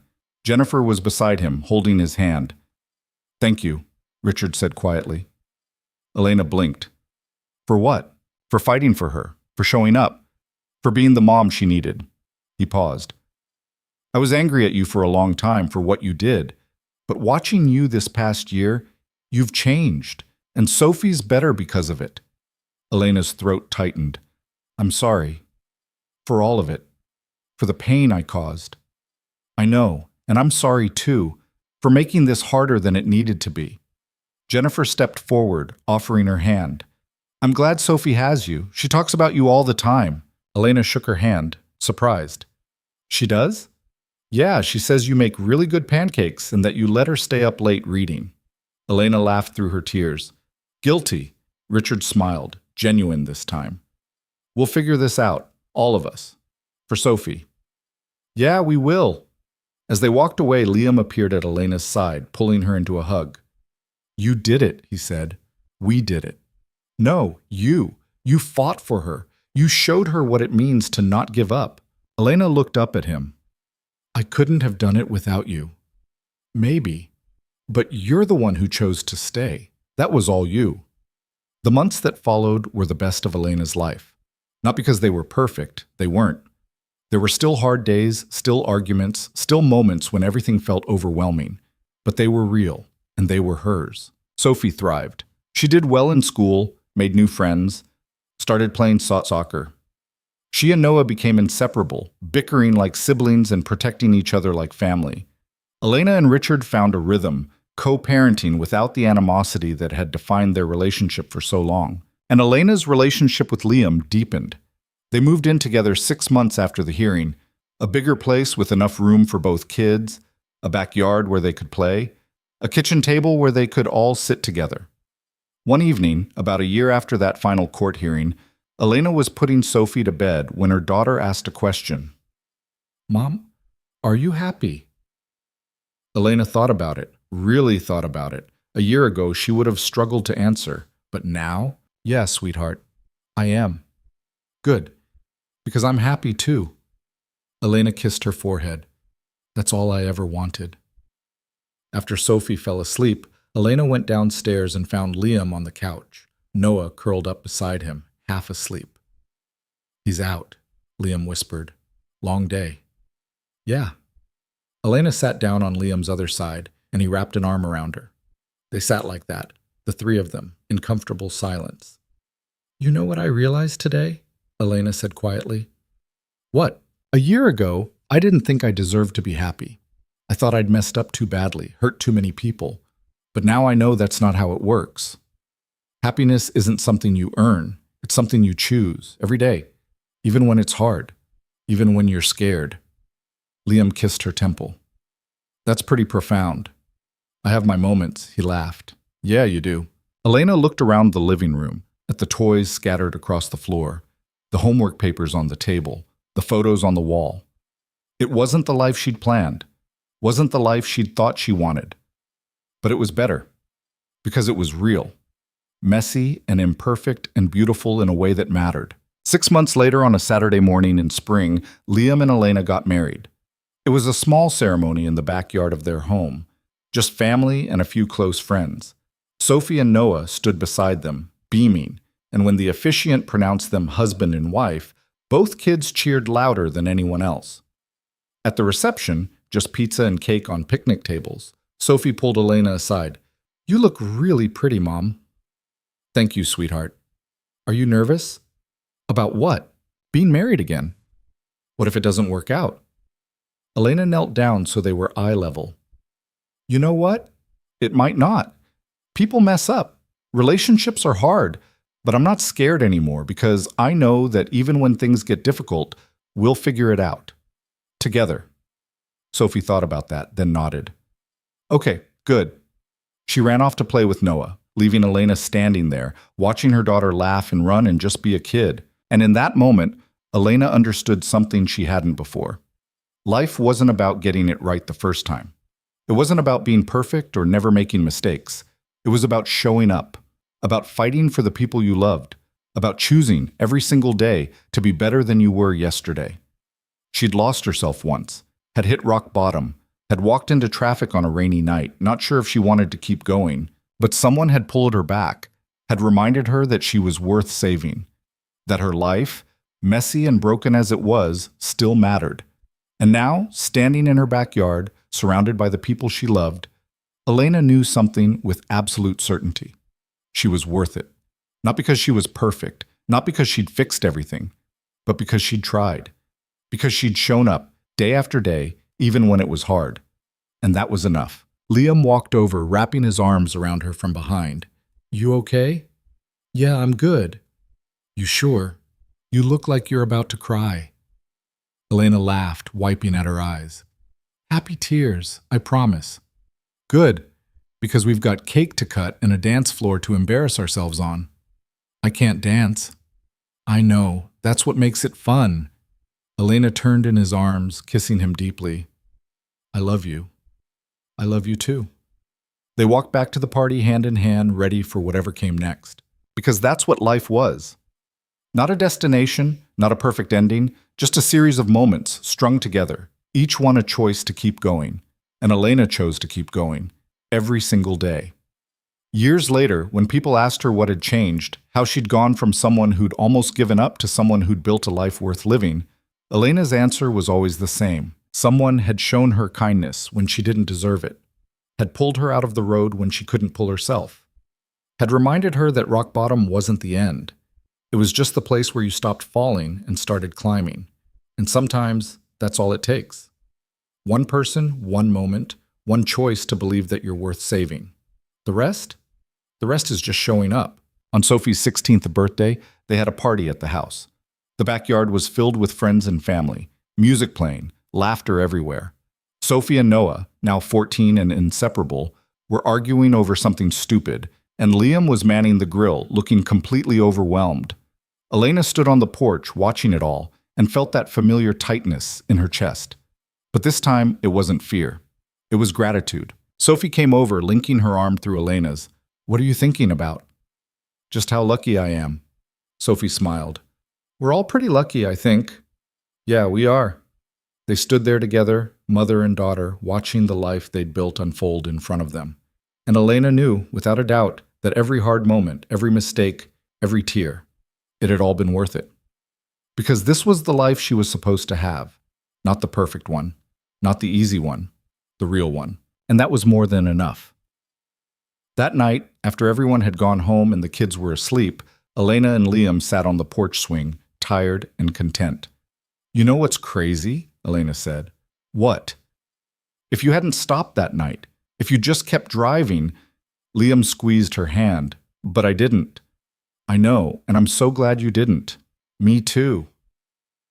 They sat in comfortable silence, the night air cool and quiet around them. Do you ever think about what life would have been like if things had gone differently? Elena asked. Sometimes, but not in a bad way, more like grateful that they didn't. Elena leaned her head on his shoulder. Yeah, me too. Because that's the thing about second chances. You don't get them because you deserve them. You get them because someone believes you're worth it. And then it's up to you to prove them right. Elena had spent years trying to prove herself. To Sophie, to Richard, to Liam, to everyone. But in the end, the only person she needed to prove anything to was herself. And she had. Not by being perfect. Not by never making mistakes. But by showing up. By fighting. By refusing to give up, even when giving up felt easier. That's what love is, she realized.